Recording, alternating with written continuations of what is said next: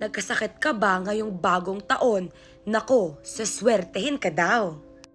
Isang paniniwala o pamahiin, kapag ikaw ay nagkasakit sa simula ng bagong taon, ikaw daw ay saswertehin.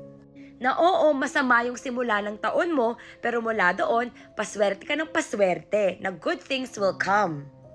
That it's uphill from here. Started from the bottom, now we're here. So pataas ka. Pataas ang iyong new year.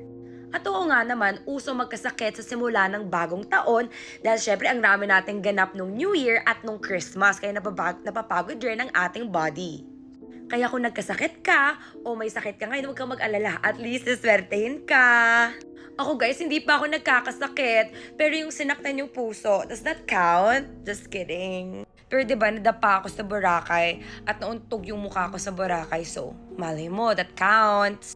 Naniniwala ba kayo dito o hindi? Eh kayo guys,